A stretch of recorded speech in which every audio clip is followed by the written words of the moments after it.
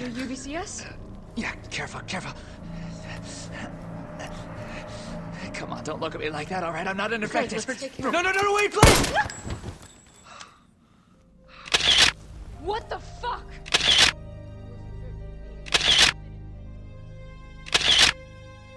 Murphy Seeker is one of the most unfortunate men that Jill Valentine will meet during the events of the game Resident Evil 3.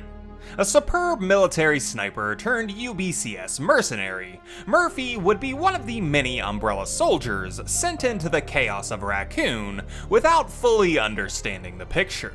In the depths of the city, he and his platoon would struggle for survival, with Murphy being the last remnant of a squad that was in way over its head.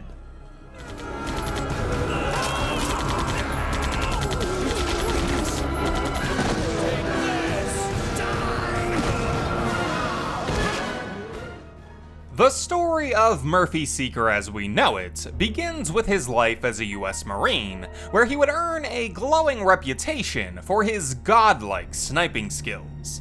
Murphy would be touted as a first-class marksman, earning praise from those in command and acclaim for his ability with a rifle. Unfortunately, however, it would be this ability that would ultimately land him in hot water, as while Murphy was out in the service of the Marines, his brother would be brutally murdered by a street gang back home. Understandably, this death would devastate the young soldier, and in a fit of unbridled rage and sadness, Murphy would return home to the territory of the gang, gunning down 20 of its members with a hunting rifle in a fiery retaliation. An act that would end with Murphy's arrest and a lifelong incarceration. Luckily for the young marksman, however, the Umbrella Corporation had heard the miraculous tales of his talent and would offer Murphy a deal. Work for them, join the Biohazard Countermeasure Service, and in exchange they would get his sentence commuted and give him a new chance at life. Of course, Murphy would accept this bargain, joining the company's paramilitary group and starting a new chapter of his story. Much of Murphy's time with the UBCS was dedicated to training after being locked away for 2 years, working on getting his skills back up to par and meeting the rest of the team. It would be here that he would form a close bond with a fellow new recruit by the name of Carlos Oliveira, as well as become wary of another mercenary named Nikolai. Murphy's first mission for the corporation coming 2 months after his recruitment, where he was sent to be riot control in the infamous Raccoon City. Kill me! Yeah!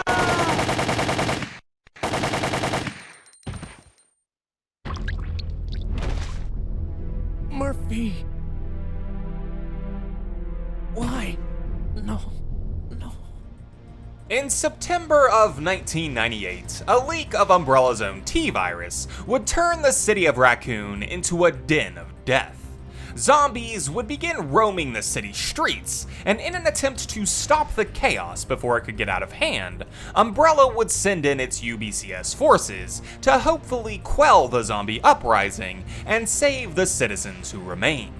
Unfortunately, however, this task would prove to be a fool's errand, as the city was already well beyond control by the time the corporation's mercenaries made groundfall. Murphy's platoon would be utterly annihilated during the attack, survivors spreading to the corners of the city to hold up wherever they could and find shelter, some being so distraught by the insurmountable number of undead that their spirits broke entirely, choosing to turn the gun on themselves rather than add to the zombie hordes. Murphy would find shelter in an abandoned garage, his body bruised and broken from the combat of the day, no doubt thinking back on his tumultuous life as he waited hopefully for aid.